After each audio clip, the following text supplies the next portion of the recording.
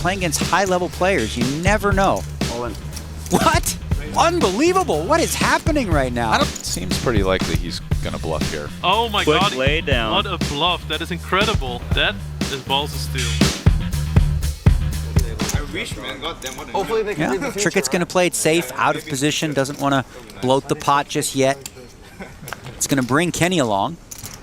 Very recognizable. For a min raise, this is what you'll notice. Pros are going to defend their big blind. So if you are min raising, understand that, you know, a guy like Bryn is going to want to see a flop, and he's going to make good decisions post flop for sure. So Trickett dominates Chidwick, who in turn dominates Kenny, heading to the 7-4 tray all club flop, which is all Chidwick.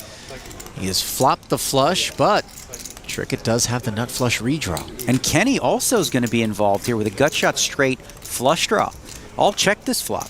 Trickett does have the nut flush draw, but instead hits a jack on the turn. Well, this is big trouble for Trickett. He has the nut flush draw. He's also got top pair. He elects to check. Really interesting. Wow. Well, I mean, now Chidwick is going to have to bet. You know, he checked the flop, under-repping his hand. He's going to want to bet here. What is happening in this hand? Nobody wants to bet, and they all have pretty decent spots where they could bet. Now the pair on the board means that jack-high flush is no longer as safe as it once was. It's pretty safe considering the way the hand is played. You shouldn't worry too much about it. For sure. And if you're Trickett here, you're thinking, well, you know, I want to get some value here. I've got the best hand, high percentage of the time. With a jack, I have the ace of clubs, so nobody's going to raise me with the nut flush because they can't have that. Now, question, what is Bryn thinking about here? Creative player. Look, he's not calling with 8 high. Bryn is trying to represent strong and raises big. Wow. So all of a sudden, Chidwick went from feeling really good about this hand to slow playing himself into a tough decision. These are the perils of taking these sorts of lines as he checked back to close the action on 2 streets, and his hand is so under-rep that he decides he must call. And this call from Chidwick is just so strong, is it not, Daniel? Yeah, you know, it's a great call. Obviously, it's you got to make this call. The question now for Sam Trickett is, can you call when it's been raised and called in front of you? You know, the jack's probably not good anymore. Bryn could easily have a hand like 7-4, 7-3 for a full house, jack 7 even.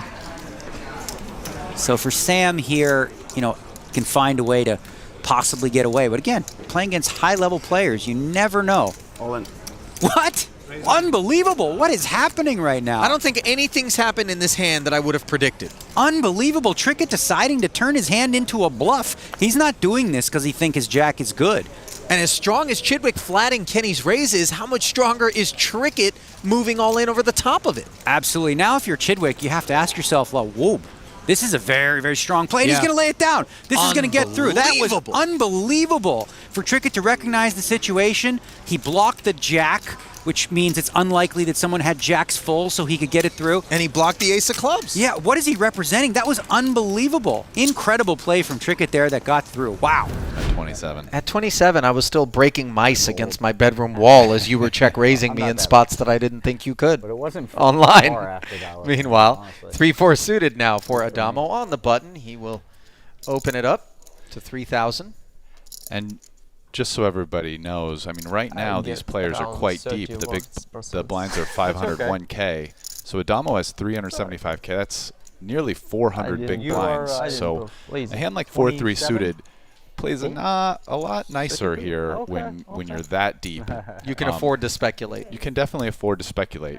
So, and you'll see also when you're this deep, these like 190 to salt, out of position 3-bets that Brewer just implemented here. On the strength of 2 queens out Over of the small 6x. blind. So it was a 3x open, so the sizes are all bigger, and this 19, that's more than 6 times the amount of the Our screen name is actually like exactly a lot the same. meatier than we would normally be accustomed to at shallower depths at this stage in a tournament. That's so funny. It's like the same screen name. So yeah, and normally with 4 high even suited here in a tournament, you would give that up, but playing so deep, a suited connector has a lot more potential, because when you do make a hand, you know you can win hundreds of big blinds as opposed to 40 or 50 or 60. And here on the paired 2-spade board, some of that potential is showing itself as Adamo has picked up a spade draw up against queens and tens, and Brewer has followed through for just 10,000, significantly downsized, just a quarter pot. The sizing. Yeah, so Adamo's basically always continuing here. But now against so small a bet, his decision is whether or not he calls or raises. So, you know, let's see what Adamo comes up with.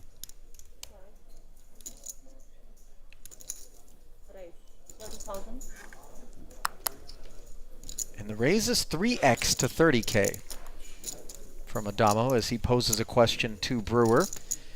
Do you have anything? And Brewer does have something. I think it's very likely he'll just end up calling this raise to see a turn card. Obviously, it would be a disaster to inflate the pot further and face an additional raise from Adamo, who does not improve on this 8 of diamonds, given that the board is paired, and certainly 10x is a viable holding for Adamo, and every now and again he would balance by playing it quickly. So here he's very likely to check. Oh, he already did check. And now Adamo has to decide whether or not he wants to bluff this or take the free card and try to get there on the river.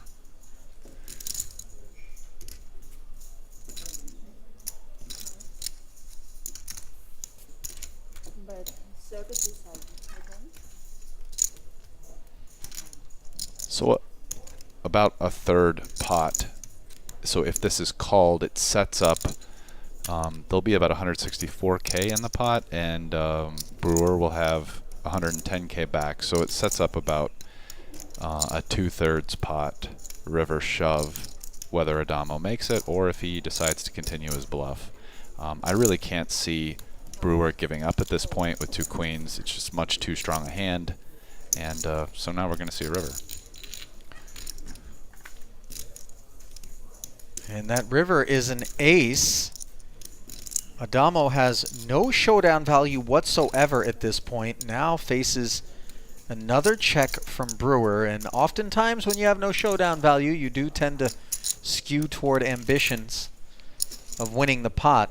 It seems pretty likely he's going to bluff here, given that he decided to bet the turn, and the ace is actually a hand at this point that sitting down.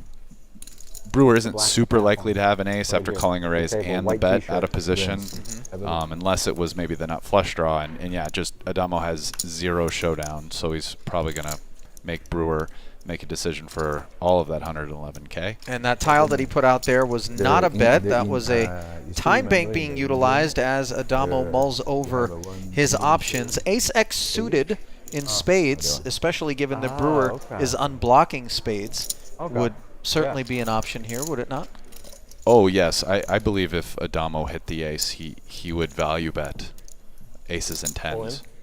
Yeah. Oh, and he is piling it in there. And for Brewer, he definitely knows that some percentage of the time Adamo has busted spades here, and when we're unblocking those spades, it's more tempting to call. The problem now, however, is the arrival of that ace. Yeah, well, I mean, Adamo can definitely play 3 tens like this, and definitely can play busted spades like this, but you know, the ace actually gives the class of the ace-X suited hands that Adamo might have played this way. You know, now they're beating him. But one of the questions about that is, you know, does Adamo actually raise, you know, say like ace-4 of spades on the flop to the quarter size bet? Because that hand actually has some showdown, so that might be a flush draw that he flats there.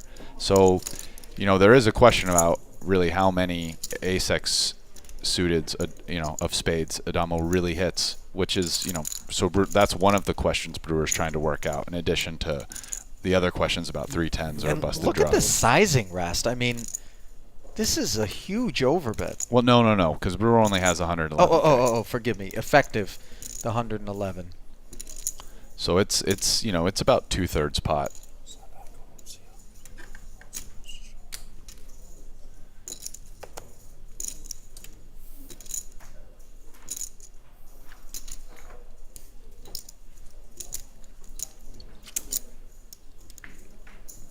Adamo doing everything he can to remain stoic and give away nothing in this situation, and I'm a little bit surprised that Brewer's not looking over at him a little bit. I do feel two queens, and Brewer does not have a spade, which at this point is good not to have a spade. So, you know, he ends up passing, which we can see was bad given Adamo's hand. And 60 to go. Healthy raise up to 760, but Big Al didn't limp to fold. He wants to see a flop with that ace-3 of diamonds. the question is, does it make sense for Dan Smith to try to flop a set 3 ways? Cost him 600,000 more, roughly. He says no, doesn't want to play it 3-way. And he would not have flopped the set, but Big Al has flopped the nut flush draw here against second pair. A lot of ways for Big Al to win this pot. You know, he could make his flush, but he could also play this aggressively and get Adams to fold the 9s. If Adams leads out and Big Al says, I'm all in, as we've seen him do before with draws, it's going to be a tough call for Timothy Adams.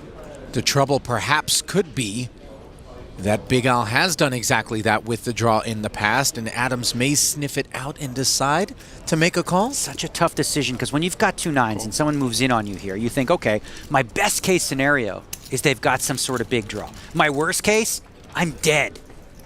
Well, Al decides to call. Now the board pairs. As played, Adams has to really be worried about Big Al having something like Jack 10 suited or Queen Jack suited. Possibly an overpair being tricky? Slim, I think he probably would have, if, you know, the trap was set pre-flop, re-raised, but, I mean, it's always possible. Big Al's a tricky player. 575 now from Adams. And this is sort of the moment of truth for Timothy Adams' 2 9s, where he'll find out whether or not he thinks they're good, but Big Al coming with the call. And the board double pairing, so the texture favorable to the 2 9s on this run out. Certainly true. You know, this could be trouble for Big Al as well. If he put his opponent on something like Ace-King, firing a couple bullets, now he's got 6s and 4s with an ace, which would tie that hand. Adams checked, and Big Al is ripping it all in there. Wow. What a brutally tough call for Adams as played. Question is, what would Big Al do this with? Does he have 6-7 suited? Does he somehow have a 4? Would he do this with just the jack? Unlikely. So for Adams, he's figuring, well, listen, this is either a complete bluff or, you know, obviously I'm up against a full house. And Adams folds. I don't even know if it was and gets shown the bluff. Oh my goodness! Wow, Big Al, the wild card at this final table. Look, they don't call him Big Al for nothing. Unconventional to say the least. 45,000. So Chow here, pocket 7s. Love to see that. That re-raise in front of you makes it easier for you to play your hand. Yeah. Wow, he looks like he wants to put some chips in. Yeah. Chow's a bit of a wild card in this situation. Also, Chow is going to come along here, pocket 7s. 1-7 is dead. Peters, though, when he sees his bet and call, he's got King Jack offsuit. It's not a great hand, so he's still going to lay it down despite the price. Good discipline there from Peters. This is super interesting because if this comes ace high, then Chow might find a spot to do something. Oh, man. Oh, wow. The worst flop imaginable for queens. Is he the type of guy who might cold call ace-king pre-flop? He might. He doesn't know. Ace-queen, jacks, 10s. He's going to check. Pocket 7s for Chow. He's got to be a bit worried that Greenwood might have a big hand, but nope. He knows. He just knows Greenwood has queens or jacks. Wow, great bet sizing as well. Just you got to respect this play from Chow. Yeah. It does look like queens and jacks. It is queens. Oh, wow. Greenwood's going to make the call. Oh, my God. I can't wait to see how this hand plays out. That is a sick call. Queens is 2 overs. Greenwood's saving grace might be here that he could be slow playing. 3 of diamonds. Both players with no diamond. Both players have really bad hands for this board texture. Somehow have 189,000 in the middle on the money bubble.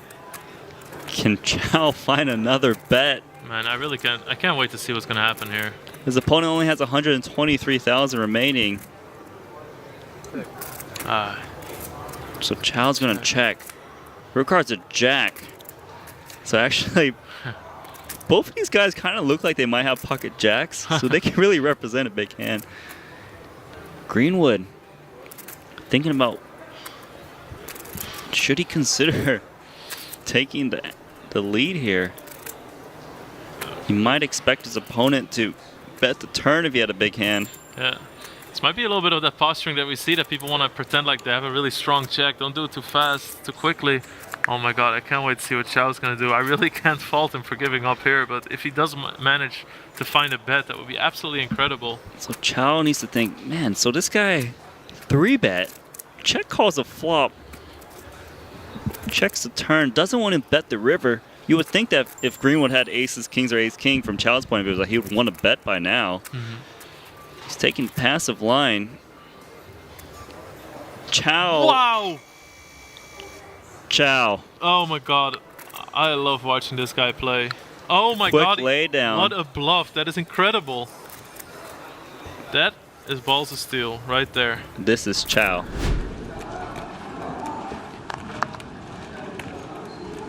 Action on Flink.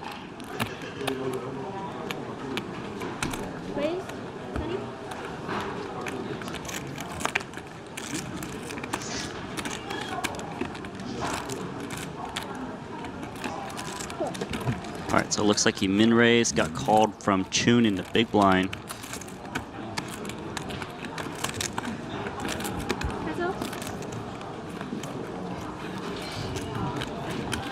Well, two really solid hands.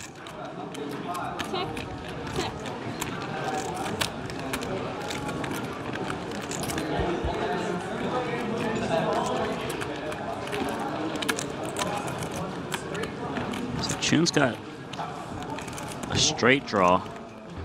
I think if he wanted to, he can represent a straight pretty good because he's calling from the big blind. That's why he is betting. What's up? Gonna get a lot of better hands to fold, like ace jack, ace deuce. He's not gonna get a pair to fold for this price. Yep. Sounds like Jason Choon.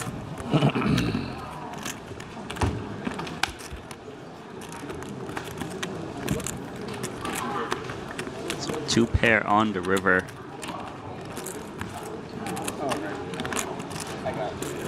Choon just got king high.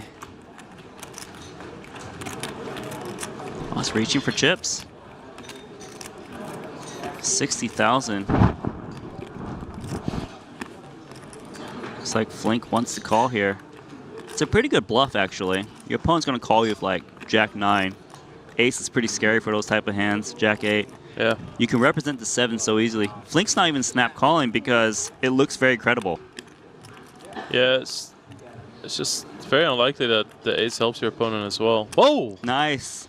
Got the bluff through. Wow. Choon has built that image like, oh, he's quite a little bit tighter.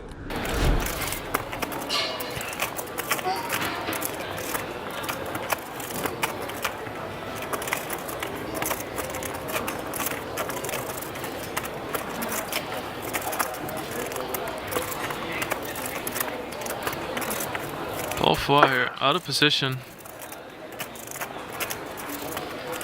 Wow. Look at this. Wow, that's a big raise too. 40,000. 6,000? I'll make it 40.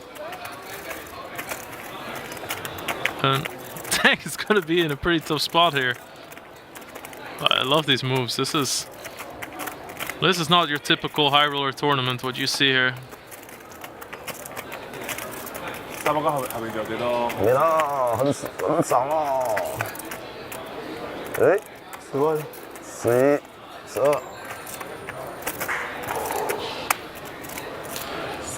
This is so annoying when you're Tang. But hey, he makes a call. Great call. Oh, it's like, what is it, 75? 50? No, it's only 40.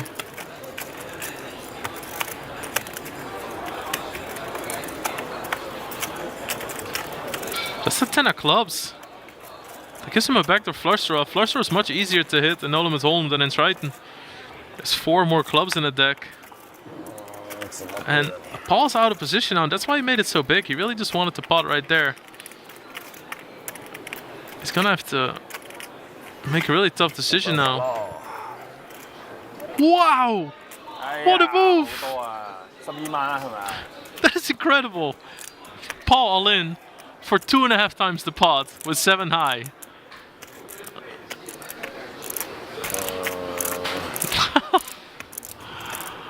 Oh man, can we do this every week?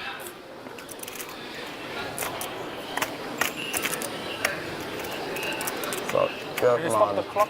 He's counting the chips. You see, he's trolling now. Yeah, it's okay. We're all in for 2.5 times pot and a 255k buy-in. I'm still making jokes. It's okay. I'm fine. Wow. Wow. Fuck. I hear you. What a turn. If this is not a club, it's such an easy hand to get away from. What a move by Paul Fua. Yeah. 呢個係30秒定1分鐘啊？30。你而家用咗1粒咯。 2.5 times pot all in. It's okay.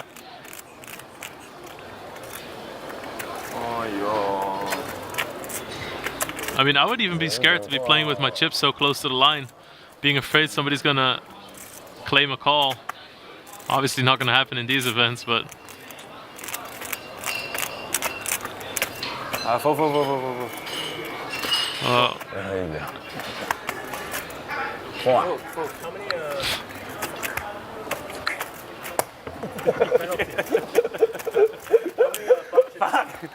Did he just turn a card over?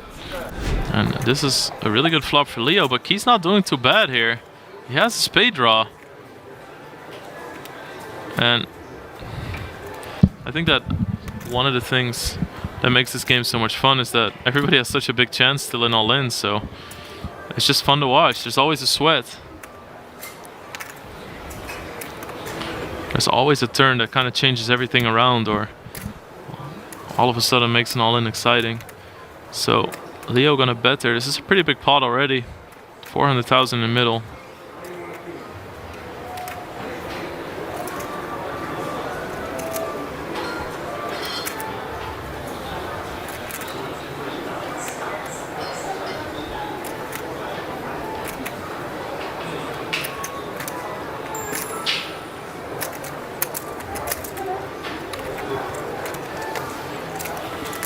He's gonna call here.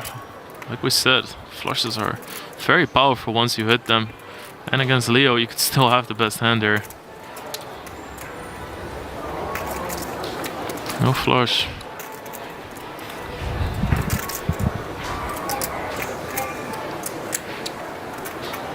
Glad you guys are enjoying the show.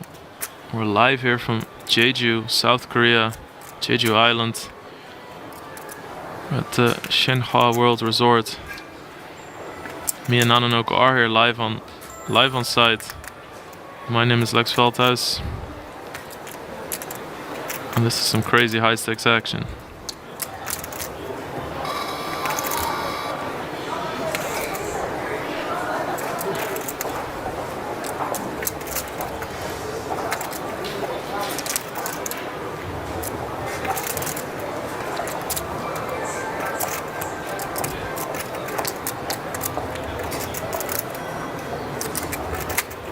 Very interesting. Wow, he gonna use his hand as a bluff. He's pretty much saying, I just don't think you have a boat that often, my friend. And he really is saying, I have a full house, because he would not bet with the queen this way. And that's for Leo to figure out now.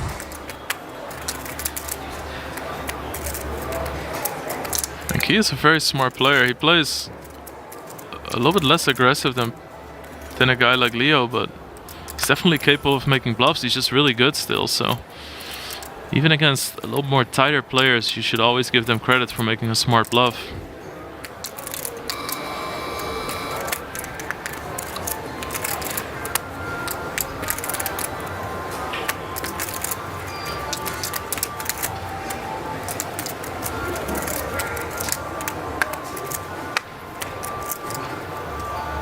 Wow. Thought for a second he was gonna fold there. It's a big part of Leo's stack. It's gonna cost him about 80% of his stack.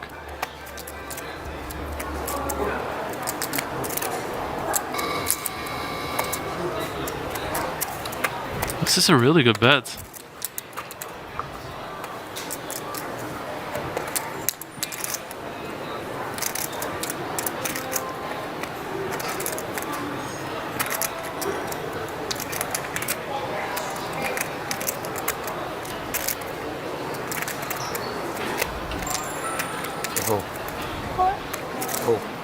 You see?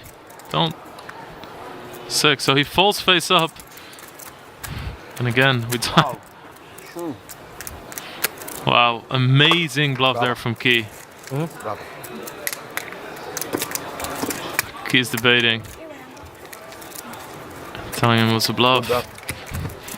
See, nice respect there from Leo.